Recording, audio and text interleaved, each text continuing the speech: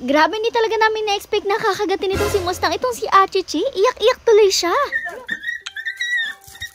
Ngayong morning kasi pinalalabas natin itong si Achichi. Kaso nga lang ayaw niya, tapos ayaw rin nga niya pumasok sa loob. Kaya nga sabi namin nga na hayaan nating ma-meet siya ng isa nating pack member ni si Mustang. Na-overwhelm nga din siya sa likod nitong si Mustang. Kala niya nga siguro kinagat siya, pero sa totoo lang ito yung way ng pag-play ni Mustang. Kala mo kakagatin siya pero hindi naman talaga. Although nung pumasok nga sila sa ilalim, hindi talaga namin alam kung anong nangyari kasi nung time na to umiyak nga si Achichi. Dalawa nga lang pwedeng nangyari dyan. Pwede nga nahagip nga talaga siya ni Mustang or nakagat nga talaga na hindi niya sinasadya or natakot nga itong si Achichi kaya siya umiyak. Hindi rin naman kasi talaga namin nakita kung anong nangyari kasi nga nasa ilalim sila kaya hindi rin naman namin masyadong napagalitan itong si Mustang. So pinagsabihan rin naman namin siya kahit papano. Pinasok na rin nga natin si Achichi dun sa loob kasi Diyos ko baka nga kung ano pang mayari sa kanila kapag pinatagal pa. Pero alam niyo naman ito si Mustang natin talagang mabait nga itong batang to. Very friendly lang rin naman siya. Yun nga lang talaga may pagka-hyperactive din. At yun lang rin nga talaga yung problema natin dito kay Mustang kasi alam niyo naman dinala pa nga natin siya sa vet noon. Kasi nga napansin natin na kinakagat-kagat nga niya yung balahibo niya sa may buntot. At upon investigation ngayon pala itong si Mustang ay talagang naboboard kapag nasa loob ng mansyon. Na kahit nga twice a day na silang lumalabas talagang hindi pa rin nauubos yung energy niya. Kaya nga may tendency siya na paglaruan nga yung buntot niya at tinatanggal nga niya yung mga balahibo. Ang payo nga sa atin ng vet, bigyan nga siya ng laruan pero hindi rin naman kasi talaga pwede. Kasi nung dati nga na binigyan namin ng laruan itong si Mustang talagang sinira-sira niya at kinain niya yung maliliit na pieces. Swerte na rin nga talaga at naisama niya nga sa pupo yung mga kinain niya kasi kung hindi naku talagang uoperahan nga ito. Kaya nga simula nang hindi na namin siya binibigyan ng laruan na hinahayaan na naglalaro siya ng laruan sa kanyang cage. At kapag nga binibigyan namin siya ng laruan, talagang may nakabantay rin kasi nga baka makain niya ulit. Anyways, dito na nga tayo sa video. Tingnan niyo, nakakatuwa naman itong si Bibo kasi nga natututunan niya ay kung paano nga talaga mag-alaga ng mga doggies. Kasi habang nagpapaligo nga si Kuya Sermer niya talaga nakikikuskus rin nga siya dito kay Mustang. Maganda rin naman kasi talaga na yung mga anak natin, turuan nga natin sila maging mabait sa mga hayop habang bata pa sila. At yes po, sa lahat ng hayop in general, hindi lang sa dogs. At alam niyo rin ba, ang bata na nag-aalaga ng cats or dog at a very early age will tend to be more responsible kasi nga looking after his or her dog or cat is a very big responsibility. Pero syempre, mahalaga rin nga na habang nag-aalaga sila ay nag-guide sila ng kanilang mga parents. At tingnan nyo ito si Bibo at si Kuya Sermer, nagtatawanan nga sila kasi nga pareha silang may mga tuldok-tuldok sa kanilang mukha at buhok. Naglolokohan nga sila pero di nila, meron din sila sa sarili nila kaya naman talagang tawanan silang dalawa. O diba, talaga nagiging bonding time pa nga na magninong yung pagpapaligo dito kay Mustang which is very mahalaga din. Anyways, ay nakatapos na ang kuskus-kuskusin itong si Mustang at binabanlawan na rin nga siya. Naloka naman ako dito kasi yung pambanlaw kay Mustang talagang mabula rin nga. Paano ba naman kasi itong si Bibo pinuno na nga agad ng tubig itong lagay ng pambanlaw niya kahit may konti pang sabon-sabon. At nakikita niyo rin nga na talagang binububo niya nga or tinatapon niya yung lagay ng sabon although ubos na naman siya pero syempre may konti-konti pa siyang tira na nag-create ng ganung bula. Kaya noon medyo natagal na rin talaga ang pagpapabanlaw nga dito kay Mustang kasi syempre di naman sila pwedeng tigilan hanggat meron pang ang bula-bula. After maligo, syempre babalutan na nga sila ng towel at dadalhin nga dito sa ating mansyon. Kasi alam niyo naman dito nga tayo nagbo-blower sa loob dahil nga medyo may kalikutan nga sila kapag binoblower. Although itong si Mustang surprisingly ay ayos siya i-blower today. Hindi nga siya masyado naglilikot-likot at all. Gumalaw man siya, very minimal lang at gaya nga nito, talagang may naamoy-amoy nga lang siya sa paligid. Di nga din niya mawari kung ano ba yung naaamoy niya kaya naman talagang may pag-akyat pa siya para nga mas maamoy niya ng maayos. O diba, curious na curious ang ating Mustang na yan. After blower, ito na nga yung last natin gagawin. Lalagyan siya ng pabango at so far behave din naman ang ating Mustang. O diba, talagang mabait nga siya ngayon kahit alam naman natin na ayaw nila ng pinapabanguhan sila.